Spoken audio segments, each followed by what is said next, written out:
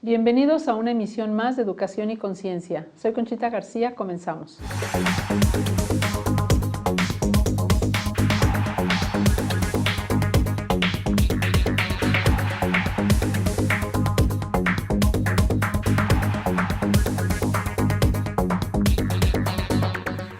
Con el gusto de estar con ustedes y transmitiendo desde el Colegio Fray Luis de León, estamos aquí en su programa Educación y Conciencia y bueno, pues hoy estoy muy contenta porque tengo una gran invitada que pues tengo poco de conocerla, pero bueno, pues como si ya nos hubiéramos conocido desde hace mucho tiempo. Ella es Adriana Grimaldo y que está ella trabajando precisamente en un tema muy nuevo que se llama educación imaginativa. Muchas gracias, Conchita, por la invitación. Bienvenida y me da mucho gusto que estés aquí porque es un tema nuevo y que tiene mucho que ver con la educación, ¿no? Entonces, con todos los temas que hemos estado trabajando y que hemos estado tratando en el programa, y precisamente con este tema ahora de la innovación y todo lo que se viene, ¿no? Acabamos de coincidir en el Congreso que se hizo en el Congreso de Educación, que fue aquí en Querétaro, el Hombre Digital en Busca de Sentido. Y bueno, pues todos los temas que se hablaban ahí precisamente, pues también tienen que ver con esto de la imaginación, ¿no? O sea, con y ya claro, como educación imaginativa, que ya no nada más es imaginar por imaginar, sino que ya tiene también un sentido ahí, ¿no?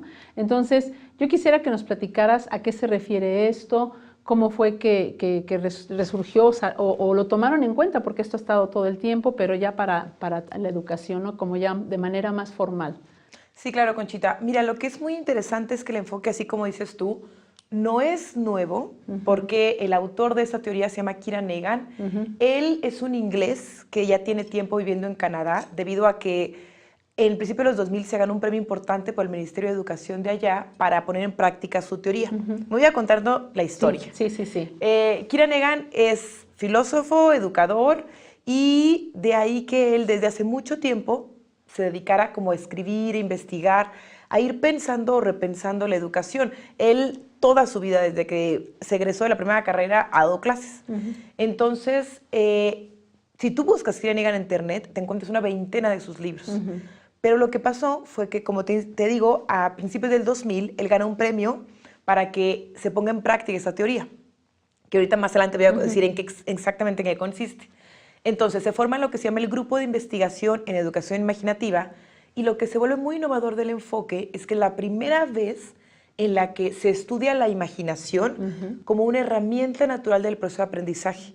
Como dices tú, la imaginación siempre ha estado, claro, pero incluso se había visto ligada más bien como a la infancia o ligada como a esta parte de hacer castillos en el aire o incluso como una pérdida de tiempo.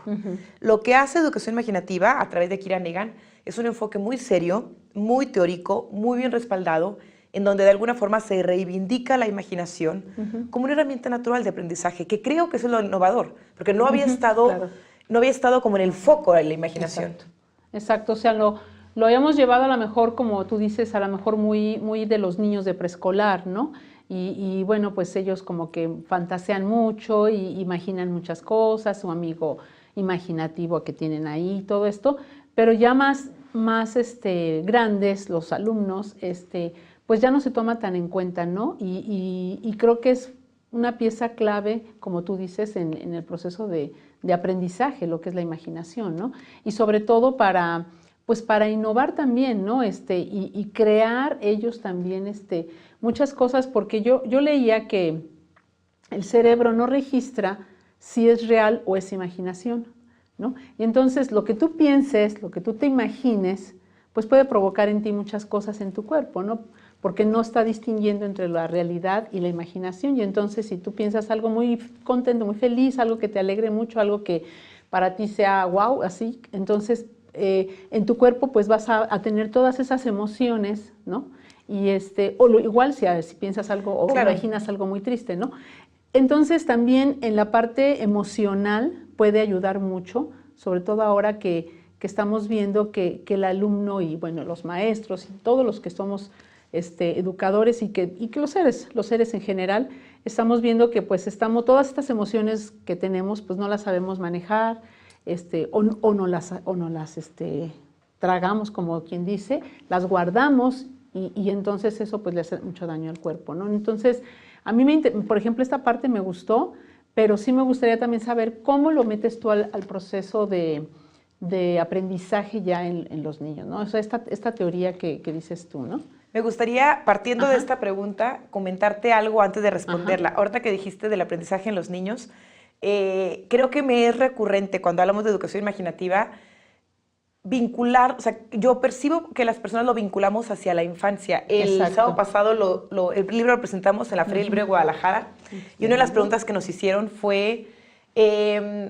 bueno, entendemos que esto va más bien ligado al preescolar y a la primaria, pero no sabemos si tiene alguna aplicación para la universidad. Entonces, creo que aquí me gustaría un poco partir a cómo entra al aula, ¿no? Es bien interesante. A cómo se ha estudiado la imaginación en educación imaginativa, se le busca reivindicar, incluso vinculándolo a esta pregunta. Si nosotros tenemos aquí 1000 personas enfrente y les preguntamos, ¿quién tiene más imaginación, un niño o un adulto? Yo estoy casi segura que la mayoría va a decir un niño. Un niño, claro.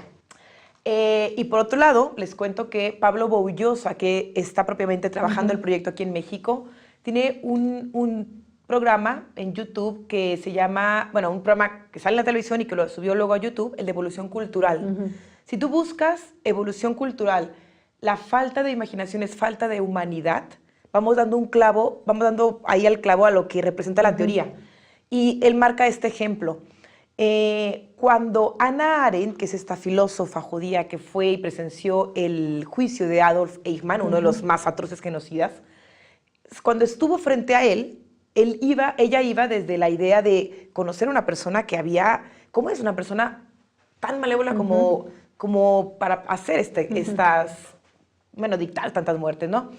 Y cuando está en el juicio, la frase con la que ella lo describe es solo un hombre sin imaginación. A estos niveles nos referimos, a la imaginación entendida como un proceso mental del cual se deriva la empatía, la creatividad y muchos otros enfoques.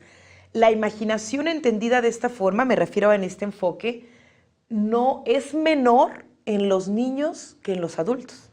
Lo que ha hecho educación imaginativa es estudiar a fondo la imaginación y encontrar que está obviamente ligada a las memorias y a las experiencias. Claro. Si yo ahora, por ejemplo, les preguntara, si tuviéramos niños y adultos aquí enfrente, y les preguntara, si tomamos un viaje y tenemos 2 formas de viajar, levante la mano, ¿quién quisiera irse en tren bala?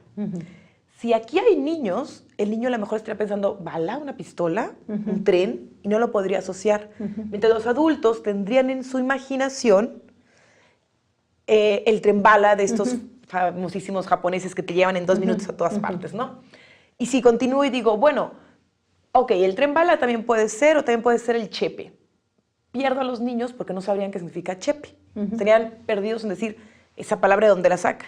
Mientras los adultos que conocen el país ubican que el chepe es el único tren turístico que cruza el norte Chihuahua con Sinaloa, ¿no? Es decir, la imaginación o la capacidad de imaginar se asocia o crece en la medida en la que las personas tenemos más experiencias y más emociones, o más memorias de donde ir trabajando. Recordemos que la imaginación, según Lev Vygotsky, cumple 4 pasos para llevarse a cabo.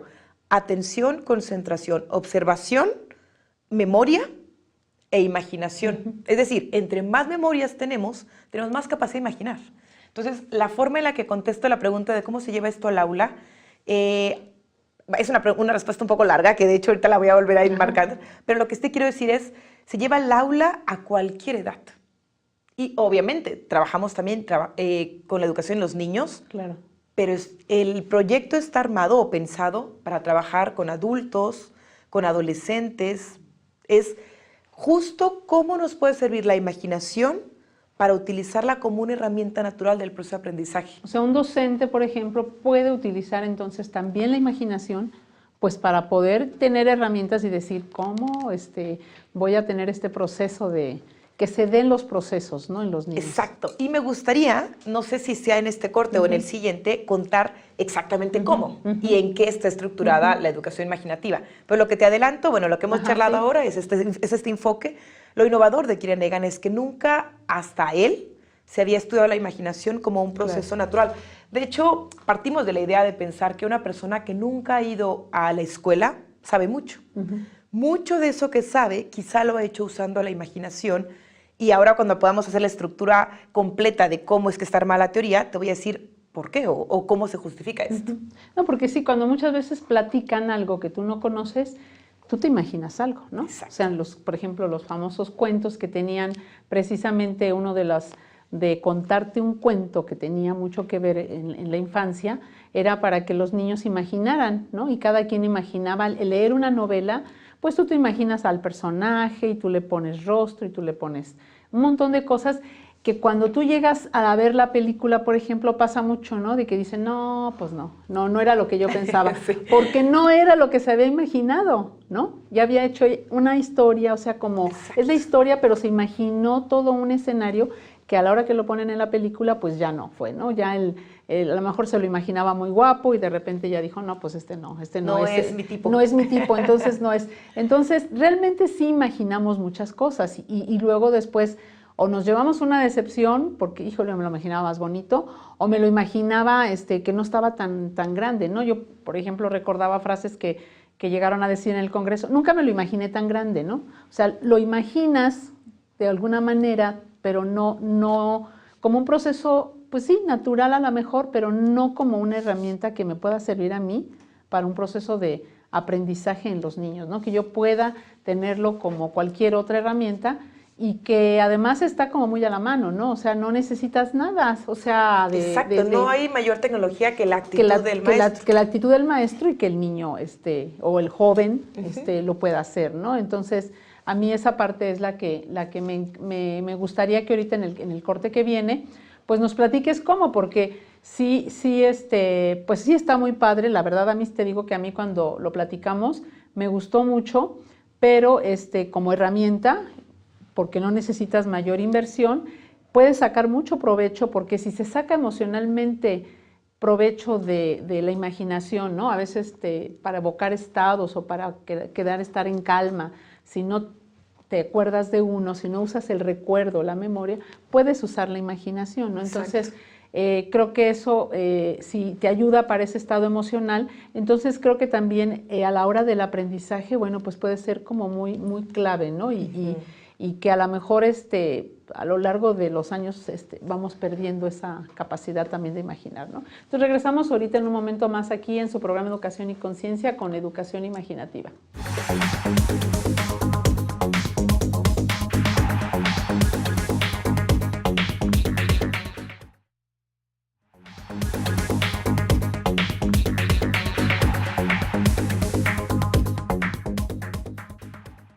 Regresamos aquí a su programa de Educación y Conciencia y estamos con el tema de Educación Imaginativa con Adriana Grimaldo. Bueno, pues entonces nos va a platicar cómo está este proceso en la enseñanza, ¿no? O en el aprendizaje de los chiquitos. Gracias, Conchita. Bueno, les cuento entonces un poco la estructura de educación imaginativa, en qué se fundamenta. Hay 3 elementos importantes. Kira Naghan se basó en Lev Vygotsky y en su concepto de herramientas culturales que las vamos apropiando del mundo y nos sirven para asirlo, para aprender. Y después una parte de la teoría de la recapitulación de la historia de la humanidad, que ahorita la vamos a ir engarzando, y los avances de la neuroeducación. Entonces, con esos 3 elementos, lo que vamos a hacer ahora es un recorrido hacia cómo se va desarrollando la imaginación en las personas. Entonces, te voy a pedir a ti y a nuestro público que nos escucha que ahora, de este lado, en este primer momento, se imaginen o traigan a su memoria una foto de ustedes cuando eran bebés. La típica foto que tiene ahí los papás encuerados y que a todos nos apena. Ok, esa imagínatela ahora. Si no la tienes, bueno, recuérdala o imagínala y piensa que a esa edad, cuando eras una bebé, tú ya tenías imaginación. Pero tu imaginación funcionaba con estas herramientas que te voy a decir ahora.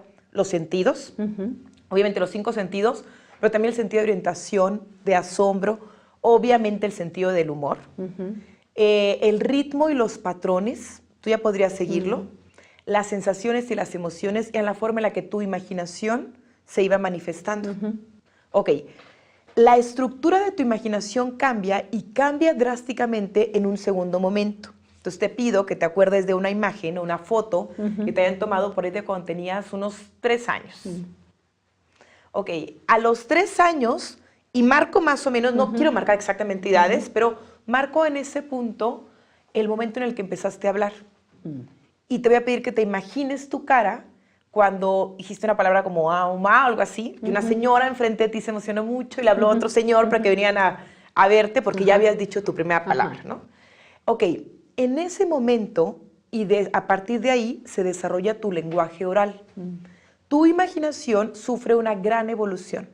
No dejas de tener la imaginación en comprensión somática, que es la del bebé, pero ahora le aumenta la comprensión mítica. Y mítica me estoy refiriendo al ser momento de la historia de la humanidad en donde se nos desarrolla laringe, faringe y pertenece a la época del Pleistoceno, dentro de la historia de la humanidad, pero en la vida de cualquier persona cuando empezamos a hablar. Cuando hablamos el lenguaje. Y te das cuenta, conectas de alguna forma con la oralidad, pero por otro lado te das cuenta que el mundo es mucho más grande que la misma oralidad. ¿Por qué creen que nos engancha tanto los cuentos a esa edad? Porque nos están dando el mundo ahí. Claro. Y porque nos están dando un poco dirección, dándonos el villano y el bueno. Entonces sabemos que tenemos que ir a un punto, si no sabemos que nos va a ir mal en el otro. Es decir, las historias o los cuentos en este punto, en la comprensión mítica, son enganchantes. ¿Ok?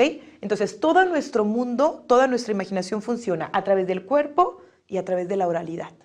Y de la oralidad, las herramientas que tiene la imaginación son justo los cuentos, el contar el cuento en blanco y negro, en bueno y malo. Dice Nietzsche que es una irracionalidad, porque el mundo no es así, pero sí que nos sirve en algún momento entender que el tibio es el frío y el caliente. Claro. Entonces, con estas perspectivas vas encontrando que el tibio es justo estar en medio. Ok, la metáfora es otra forma en donde la herramienta está en la imaginación y obviamente se presenta otra vez el sentido del humor, el ritmo, etc. Si yo sigo avanzando, te voy a pedir que te acuerdes de una foto y que nuestro auditorio también la traiga ahora a la cabeza, entre los 8 y 15 años de edad. Y este es el momento en el que te diste cuenta cómo te hicieron tus papás. O el momento en el que te diste cuenta que Santo Claus no existe, que los Reyes Magos no existen. Es decir, que tuviste un encuentro abrupto con la realidad. Que la fantasía que engarza a la oralidad de la comprensión mítica se va desvaneciendo. Y entonces los cuentos ya no te enganchan tanto. Ya no quieres saber quién es el gigante.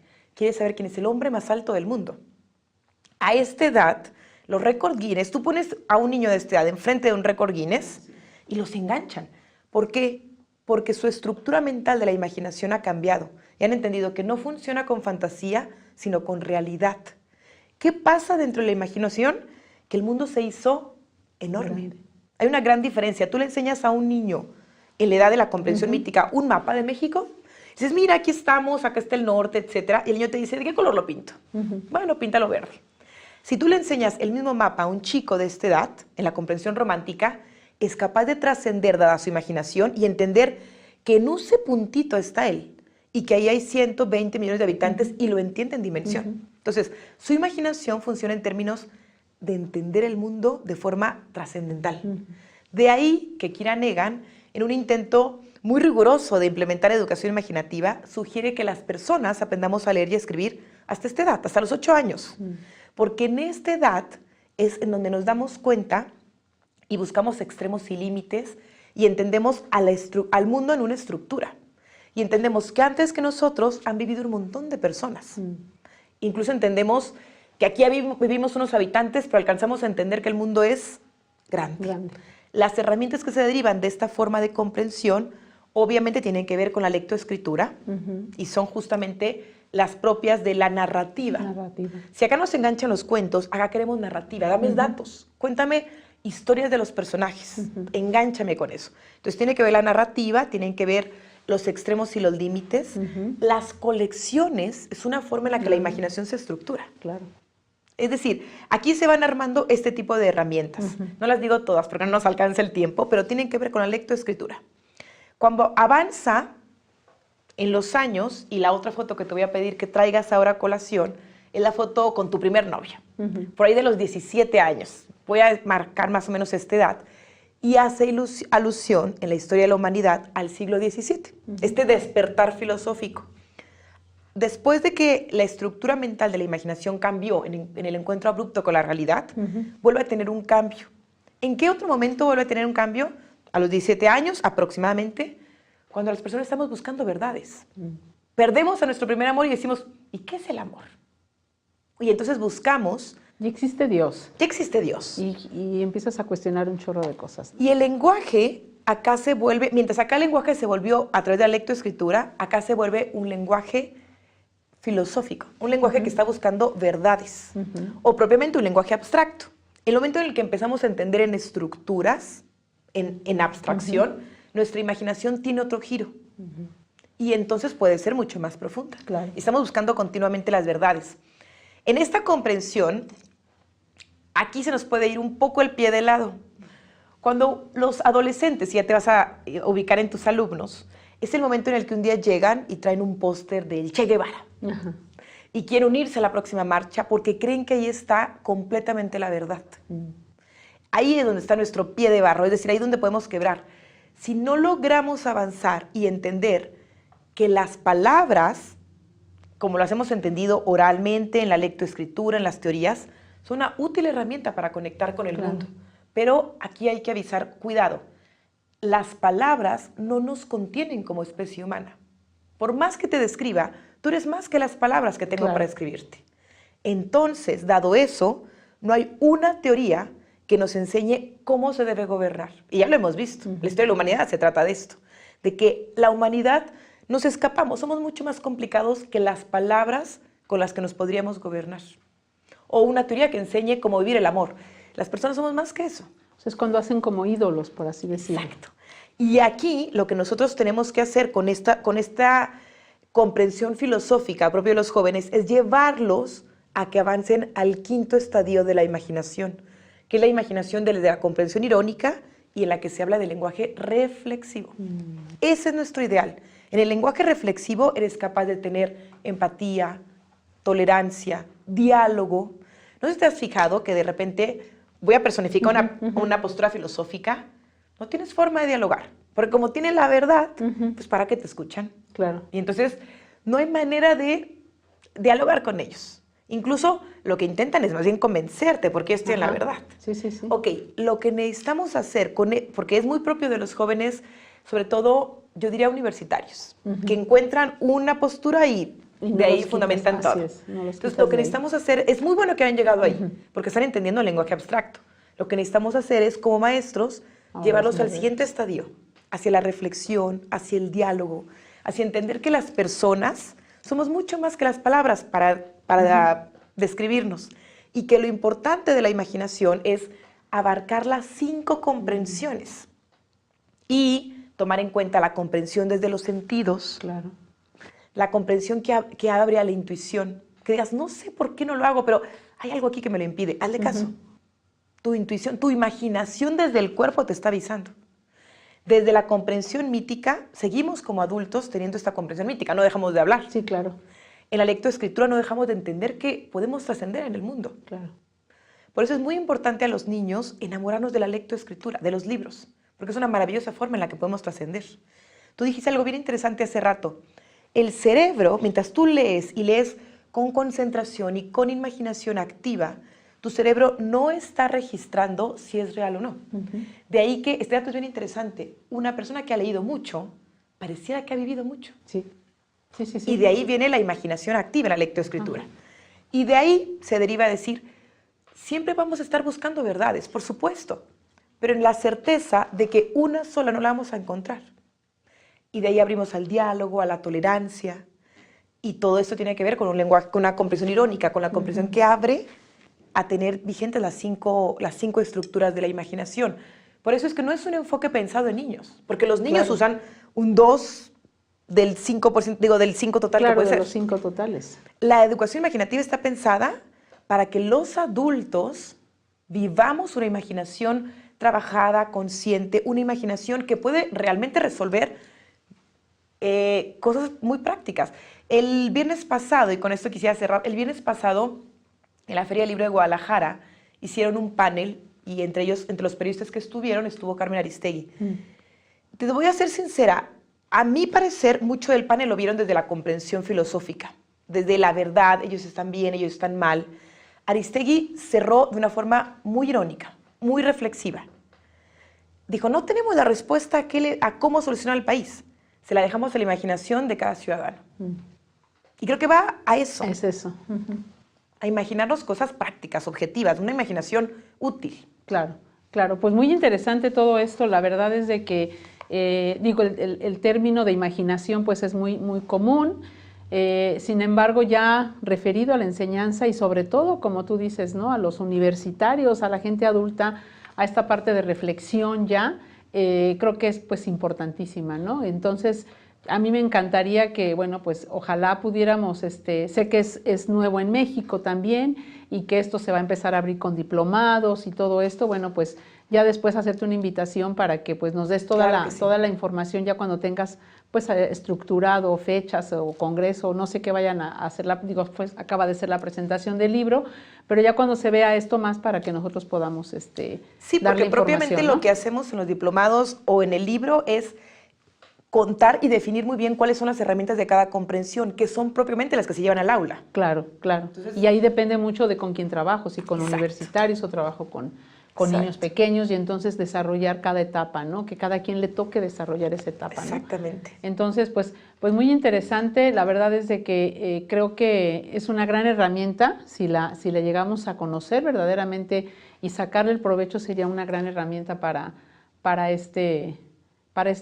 todos los maestros, ¿no? Y para los docentes, incluso hasta los mismos papás pueden hacer. Sí, definitivo. Pueden no, hacer y para mucho, ti ¿no? mismo, para aprender activamente con tu imaginación. Claro, claro, y los papás ayudar mucho en esta parte pues del desarrollo de la imaginación, ¿no? Entonces es como el imagínate, pero con estas etapas que tú dices, porque guiadas por no las nada más es herramientas. imaginar y ya, ¿no? Sino como lo hacemos, sino es con estas etapas guiadas y dependiendo mucho, como tú dices, de la edad que tienen los chicos, ¿no? Pues yo te quiero agradecer mucho que hayas venido aquí al programa. Que, a ti por la invitación, pues, gracias. No, y que bueno, pues que podamos hacer más adelante algo, pues con los maestros del Fray Luis, ¿no? Claro y que sí. Muchas gracias, y bueno, pues nos vemos en la próxima semana en Educación y Conciencia. Hasta la próxima.